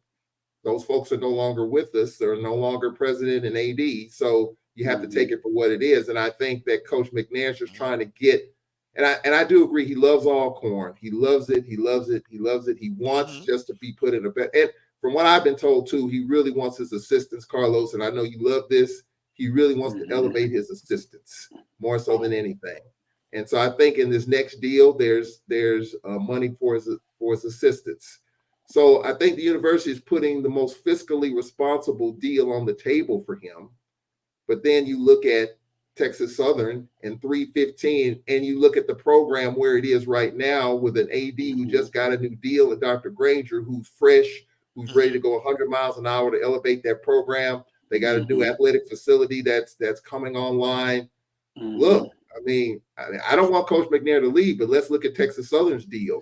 That program is really, really solid. And Dr. Granger and what he's doing, I mean, he's a basketball guy. I played basketball there. Johnny Jones taken care of. But what he's trying to do with football, minus them getting an all-campus stadium, I think the package that Texas Southern has is pretty doggone good. But I think, again, it's your loyalty. Coach McNair's mother's still in Mississippi, family stuff. There's a lot of other stuff we don't really know. I think Coach wants to be there, and I think a lot of fans want him to stay there. But I think it's all about business right now. The art of negotiation, it's nothing personal. It's about business. and the universities put forth their offer. They may sweeten it a little bit more, but when you look at what Texas Southern is throwing out there, $315. I mean, look at what Graves is getting compared to what Dooley is getting. Yeah, but wait a minute. Let's stop right there. Okay. Good discussion going on. Texas Southern's offer is so great and so good. You know, and I don't want to take a shot at Texas Southern, but it may come out this way. Why haven't they had more success in football? You look at the salary. It's always been the top salary, right? And Coach McNair, think about all of this before you make that decision. Wouldn't you think Texas Southern, as far as the athletic standpoint, in a huge city, it's gold, right? Compared to Alcorn. Would you agree with that? It's a better situation. Wait a minute. It's a better situation, right? Everybody doesn't like the big city life, though. Right, I understand that. But as much as the offer that they put out there, say the last 6 straighten your face, Wheeler, 6 or 7 years, 8, 9 years, why have there not been success specifically in football with all of that, the beautifulness of one of the highest paid contracts? It still has not been success there. Why? I think you got to find the right person. You got to find the right fit. Yeah. At the end of the day, you got to find the right fit. Wait a minute. You got to Right find the right person. fit. Right fit. I couldn't agree more. Yeah. The right fit. Go ahead. Yeah. And maybe they've been searching in the wrong place. Yeah. You know, but now, you know, with somebody of Coach McNair's quality, you know, the caliber of person that he is, you know, I think he would be just what the doctor ordered, you know, to kind of help cure all those ills. You know, you look at the boxes, you know, on your checklist, you know, and you just check them off, you know, by his name. You just check them off. And, you know, you have to take a long look at that, you know. So sometimes, Carlos, you know, it ain't, you know, what the offer is, that maybe we've been looking under the wrong rock or looking behind the wrong tree to Looking try for to love in find. all the wrong places. That's it. That was a song. Bottom But line, anyway, I That's it. was kind of being facetious. I was kind of being an instigator there. But again, you look at it, I think Coach McNair should take all that consideration. And then I'm gonna throw something else out. Now there have been reports that there's another person who's telling everybody after a state championship today in Texas, he's going to be the head coach. Yeah, I've heard that. I've heard that. I think that I'm just going to be honest. I think that McNair's the number one choice. And even Texas Southern came out with their list of qualifications. They put it out there online. The number one is previous SWAC coaching experience. They put it out there. I mean, it's not for public consumption. So if you check off those boxes of the coaches that we've heard that have been interviewed, who checks off that box? Okay, so now you have a very experienced and accomplished high school coach that's in the mix, maybe. High school. Are you high school coach? Are you willing to take that route? And then you really got to be patient. You know, we've had high school coaches in this conference before. I think Texas Southern's had one in basketball, Coach Petaway, Ronnie Courtney. Remember him? Yep. One of the most successful high school basketball coaches in the state of Texas that's ever been there. And he won a championship at Texas Southern. He won. Right. But typically you don't see high school coaches get hired at SWAC schools. And which brings up a whole nother conversation. And I've read this on social media about recycling names. Like, some fans want to see some fresh names out there. And so, I mean, as much as people love Coach McNair, and they do, and I think he's a wonderful coach, some people want to see some different names out there. You're not hearing different names out there. You know, I would say if you're good. I heard Brett Maxey. You got Brett Maxey, Chennis Berry. I mean, you kind of, his name was associated with Texas Southern, Grambling, and briefly Southern, and he winds up at South Carolina State. So that's why you have to, you know, as much as we utilize Coach Petaway and Wheeler, not as much with social media. You just got to you gotta kind of be careful. You gotta kind of weed through the from the truth, the untruth, and somewhere in the middle. But it's got to be a good fit. You Yeah. know. Well, And, I'll say this quickly about huh? Coach McNair, Carlos. I'm gonna report this right now. We've got recruits on campus. Coach McNair is there. He is on campus. They'll be doing some stuff later on, but he has been seen. He is there right now today, as you say, 10:38 Central Standard Time. He wants to be there. He He wants to is, be there. I'm telling you. he is there. So, but I think in the next 72 hours, I think 2 of those positions will come to an end. Grambling, I don't know, not so much. I'm not quite confident. I think they got a guy in place in Simon. I think they probably want to keep him. And I'm hearing that he's the guy the players like. So there's a chance he might get the gig, but there's a lot of conversation around that too. So we'll see how that goes.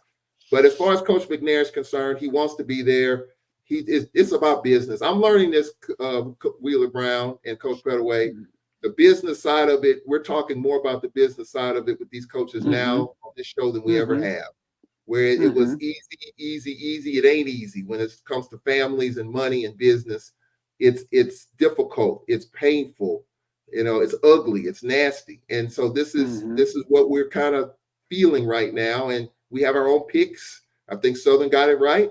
And we'll see what happens. Hopefully Coach McNair will stay and Texas Southern will find their guy, whoever that may be. But these negotiations and the money being tossed around and what should happen, what could happen, what might happen, what will happen, I don't know. But this is a part of the coaching business. We don't talk about that often, and I think that we're going to talk about a lot more as some of these openings, happen. UAPB first-year coach wasn't all that great. Valley, Bethune-Cookman just hired a coach. What Willie Simmons' new contract's probably going to look like, because he's going to probably get more money, especially if he wins Celebration Bowl. He could be pushing close to 4. And a lot more money coming in from the donors as he holds up a check all the time and all season. So there's going to be more money there. 400,000. Oh my! Yes, sir. Yes. God. Yeah. Well, long as a position at some point in time, you got to get these salaries under control. Get these salaries to get under control. Hey, Will, I hate that word, under control. How is it under control when these doggone coaches making? You got these other coaches making millions of dollars. They make feel you, Coach Pettaway. Some of our budgets, man. I feel you, Coach Pettaway. But you're looking at our limited resource institutions, and it's called creative financing. Creative financing. Find other ways. I gotta write that one down. Creative financing. Creative fundraising. Yeah, creative financing. Let me make money off my TV show. Let me make money off my radio show. Creative financing. And hopefully those things are available to most of our coaches, that sort of thing.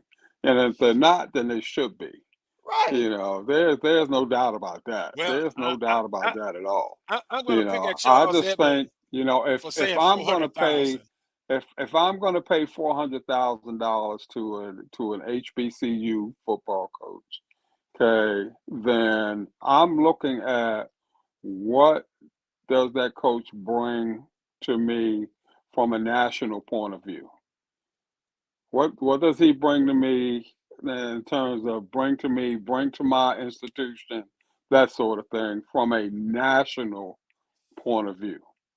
I mean, if I'm the guy at South Dakota State or North Dakota State or whomever that guy is that's winning FCS championships like water running, then we don't even know about them into the playoffs. You don't even hear about them until the playoffs. Yeah, you don't, but you do. During the course of a year, the HBCUs, we're getting more coverage than some of those schools in the FCS. You don't hear about them until the playoffs. We're the flavor of the month right now, Coach Pettaway. We're the flavor of the month. We're the flavor of the month, and that's a good thing, because we've been down for so long and been neglected for so long. We're past time to get our due. But is FAMU right now truly the number 5 FCS team in the country? When I look at Ask South yourself Dakota that State, question. Ask North yourself Dakota that State, question. Are they they're truly tough. the number 5 FCS team in the country? I think so. I think if they were not playing in the Celebration Bowl, they would be able to bring some of them teams to brag. They would beat the brakes off of some of them teams. Okay. I don't devalue what we're doing. I don't devalue what we're doing in the SWAC. I'm not devaluing. I'm not devaluing, Coach. Well, yes, you are. When you take a coach, it's not worth. And I don't want the world to look at it. I don't want the world to look at it like that. I'm not devaluing our product at all. But if I'm paying that kind of money for a head football coach, okay, then I want some national stuff behind that.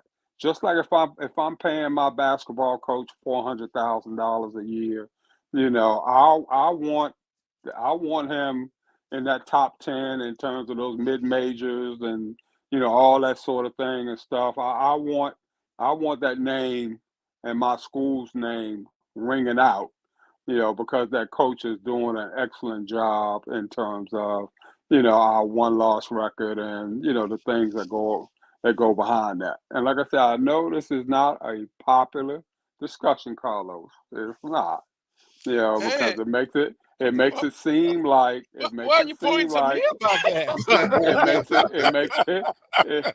it seem like we're devaluing, the HBCU product, and that's not it at all. But if I'm paying national money, okay, then I want national recognition. I want national DAP behind those dollars. Well, Charles, what is national recognition? Now, I will say this: Florida A&M, in terms of what they try to do, I guess in the state of Florida, they play South Florida, Central Florida, to try to at least elevate that from Tallahassee through the state of Florida, which could be a springboard for elevation in other places.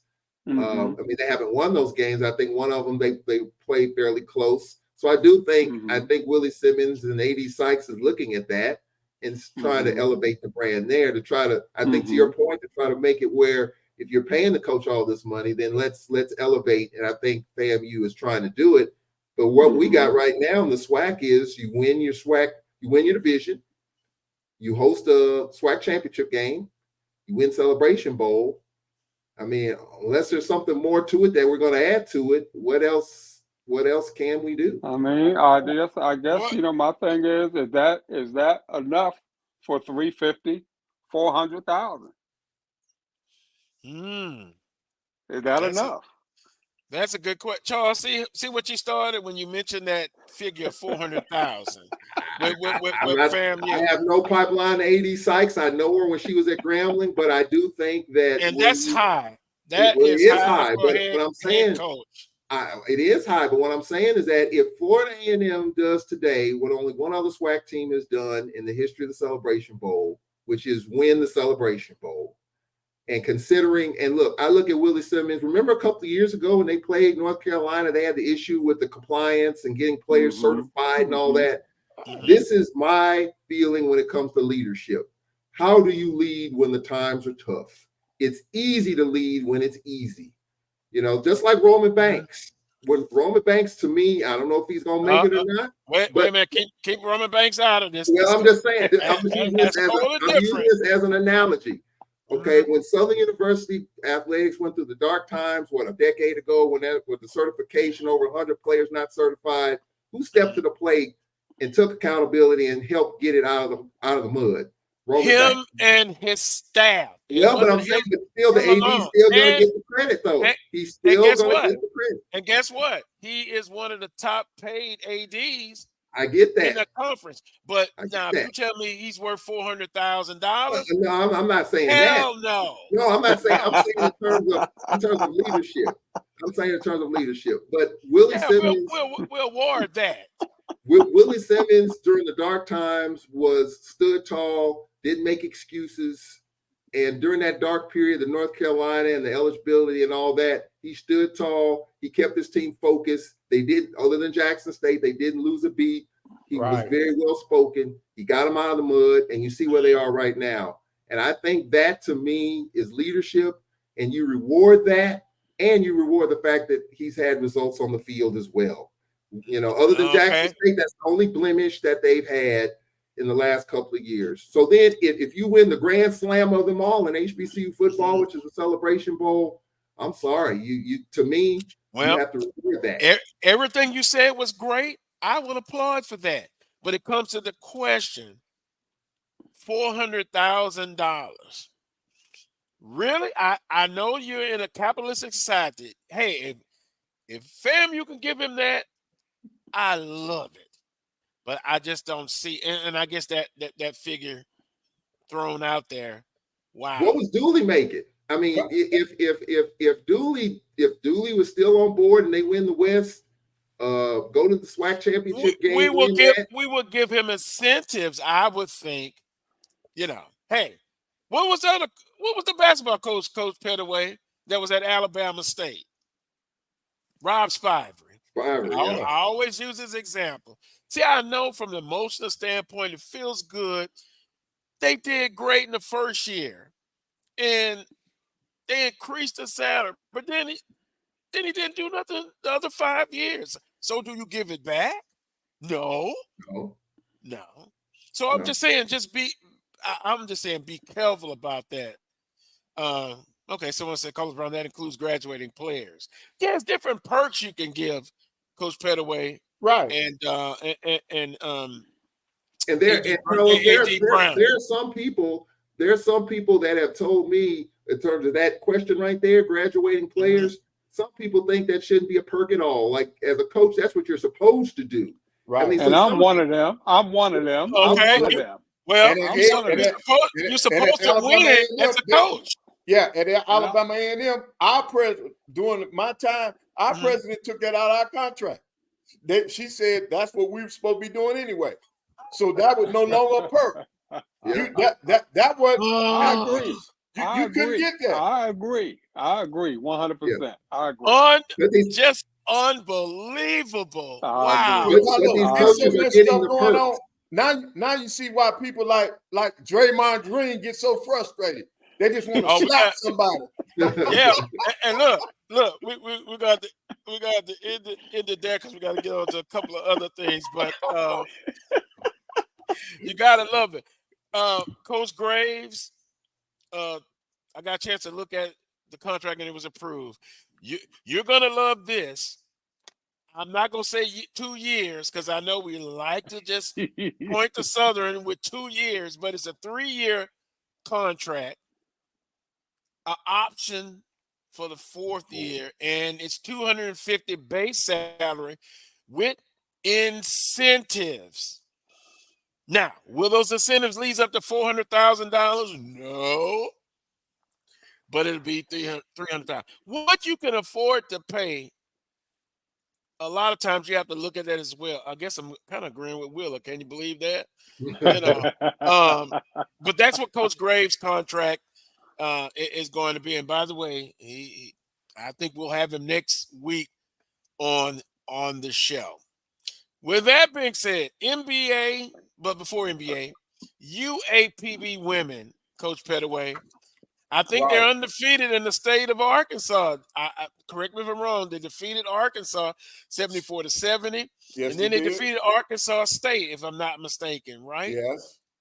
And then you also another non-conference win for our ladies. Alabama A&M beat South Carolina State.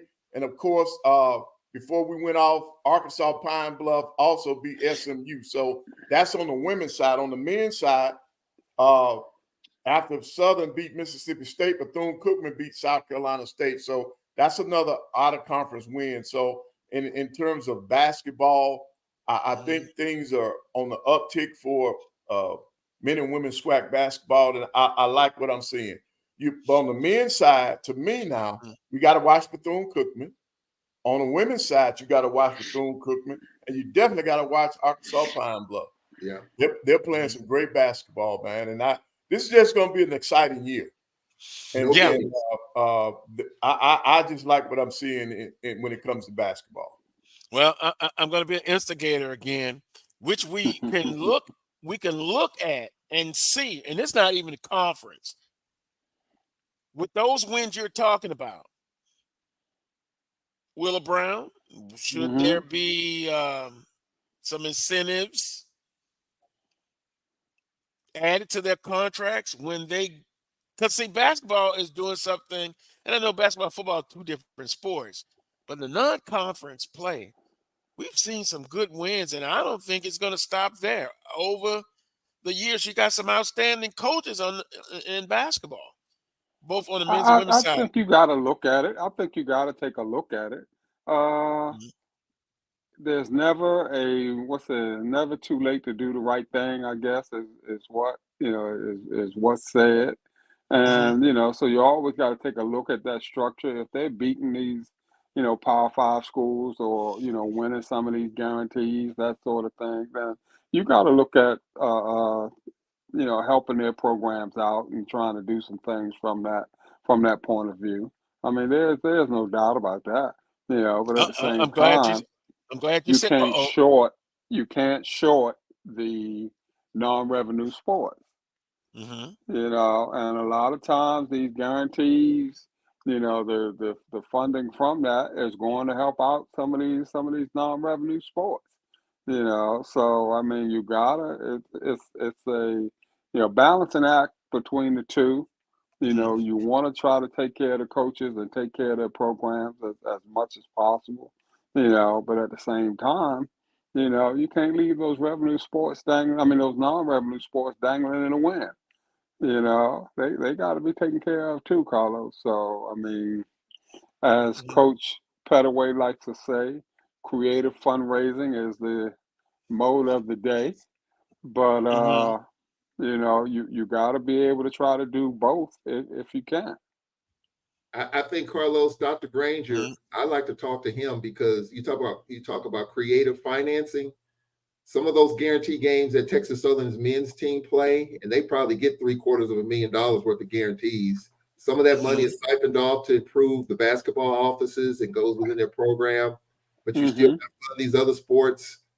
I just like to know what creativity does he bring, unless the university pumps in a bunch to help, where everyone's taken care of. Athletics is taking care of their TSU, men's basketball, the university. I mean, they seem to have it figured out. And I'm sure for the women's program too, because their basketball offices look immaculate. I've seen it. So that administration is getting it done, and where everyone's taken care of, everyone's eating. And so I like to know how that is working out with them, and how do they make it work? All right. I think they are a model that a lot of the other SWAC schools should look at. I think they've done it the right way over there. They didn't just start doing this now. They started this when Dr. McClellan was there. All right. And then now I don't know if you all missed this now. The conference has given out an initiative that's going to help these SWAC schools. Did you all see this week where the conference has said that with the initiative that they're going to be giving to the different schools, they can use that money for cost of attendance? I think that's going to elevate the conference. I wait a minute. I missed that. I think I saw it. Right. Let me go and look at it. That is going to be a big shot in the arm now for the SWAC, for the schools that use it the right way. That's just like there's money that there are grants and there's money that comes from the NC2A that the SWAC schools can apply for, and some of them do. Some of them don't use the money in the right way. I wonder why. Because there's academic help out there. There are grants that you can get from the NC2A to help the student athletes when it comes to the academic support. That money's been there. Some of the schools have gotten it, and they're not using it in the right way. Well, That's a whole other discussion. Right. And the initiative that they're putting out there now, he specifically said that was what some of this money could be used for. Cost of attendance. And to go towards these athletes. It's interesting because I saw Dr. McClellan, because I kind of watched the Southern Board of Supervisors meeting, and you can see it from a public standpoint. And I saw him there giving the kind of a report, a SWAC report state of the conference to the Southern University Board of Supervisors. So I text him, and he's going to come on the show very soon. So that'll be a great springboard to kind of get into details. I appreciate you, Coach Pettaway, for bringing that up. I missed that one. But the cost of attendance, we've talked about that before with Coach Banks. Yeah, so you're saying from a conference standpoint, they're helping. That's correct. It's called the SWAC Student Athlete Enhancement Initiative. I did see the headlines. I just didn't read it. And that's what it's called.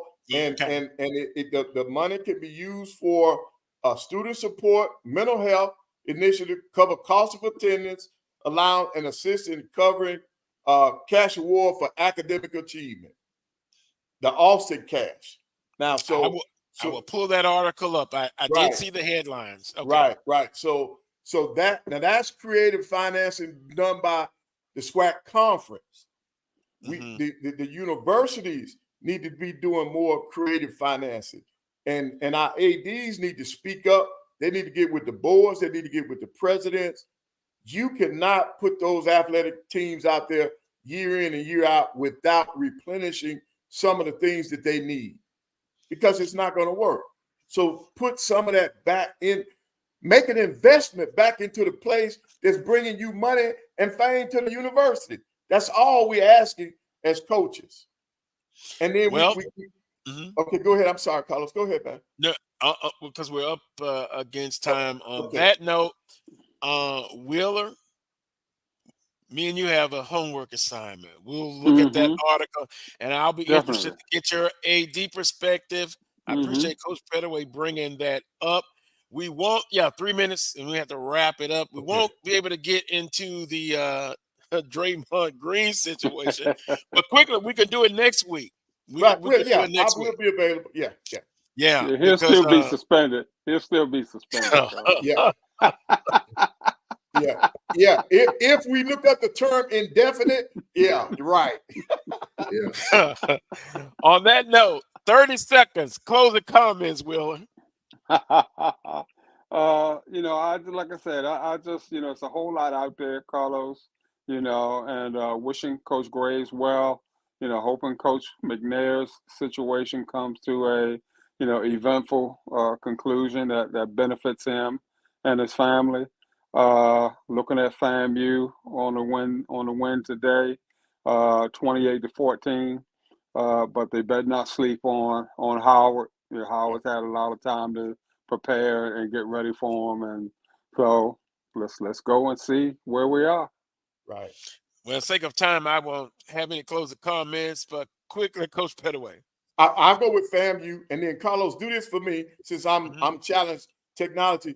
Send Wheeler Brown my number, my cell number, please. Okay. All right. We'll do. Go FAMU, go Rattlers. Yep. Right. Want to thank all of the guests, Melanie, producing, the colleagues at Black College Sports Network, and those who have watched this show. We'll be back at our regular time next Saturday at 11 a.m. for another edition of the Carlos Brown Show right here on the Black College Sports Network. Until next time, peace and God bless. All right.